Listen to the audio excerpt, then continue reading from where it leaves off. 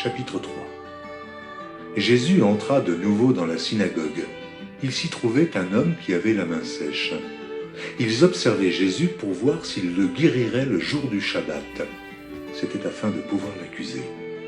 Il dit à l'homme qui avait la main sèche, « Lève-toi là au milieu. » Puis il leur dit, « Est-il permis le jour du Shabbat de faire du bien ou de faire du mal, de sauver une personne ou de la tuer ?» Mais ils gardèrent le silence.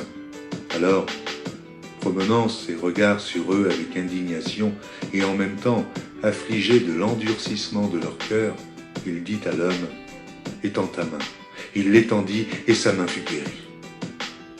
Les pharisiens sortirent et aussitôt ils se consultèrent avec les Hérodiens sur les moyens de le faire périr. Jésus se retira vers la mer avec ses disciples.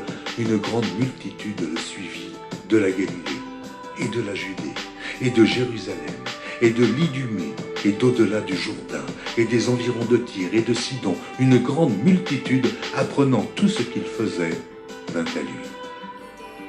Il chargea ses disciples de tenir toujours à sa disposition une petite barque, afin de ne pas être pressés par la foule. Car comme il guérissait beaucoup de gens, tous ceux qui avaient des maladies se jetaient sur lui pour le toucher. Les esprits impurs, quand ils le voyaient, se prosternaient devant lui et s'écriaient « Tu es le Fils de Dieu !» Mais il leur recommandait très sévèrement de ne pas le faire connaître. Il monta ensuite sur la montagne et appela ceux qu'il voulut, et ils vinrent auprès de lui. Il en établit 12 pour les avoir avec lui et pour les envoyer prêcher avec le pouvoir de chasser les démons. Voici les 12 qu'il établit.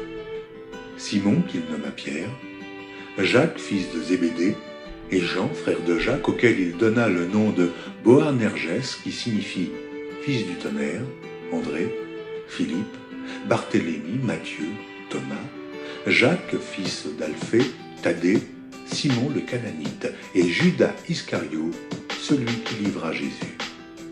Ils se rendirent à la maison, et la foule s'assembla de nouveau, en sorte qu'ils ne pouvaient pas même prendre leur repas.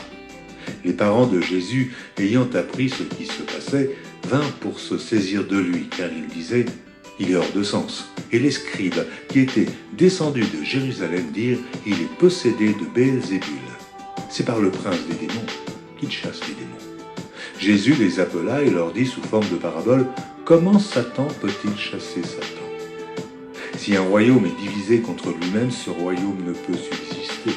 Et si une maison est divisée contre elle-même, cette maison ne peut subsister. Si donc Satan se révolte contre lui-même, il est divisé et il ne peut subsister, mais c'en est fait de lui. Personne ne peut entrer dans la maison d'un homme fort et piller ses biens sans avoir auparavant lié cet homme fort. Alors il pillera sa maison. Je vous le dis en vérité, tous les péchés seront pardonnés aux fils des hommes et les blasphèmes qu'ils auront proférés. Mais quiconque blasphémera contre le Saint-Esprit n'obtiendra jamais de pardon. Il est coupable d'un péché éternel. Jésus parla ainsi parce qu'il disait « Il est possédé d'un esprit impur ». Survinrent sa mère et ses frères qui, se tenant dehors, l'envoyèrent appeler. La foule était assise autour de lui et on lui dit « Voici, ta mère et tes frères sont dehors et te demandent. » Et il répondit « Qui est ma mère? Et qui sont mes frères ?» Puis, jetant les regards sur ceux qui étaient assis autour de lui, « Voici, dit-il, ma mère et mes frères, car quiconque fait la volonté de Dieu, celui-là est mon frère, ma sœur et ma mère. »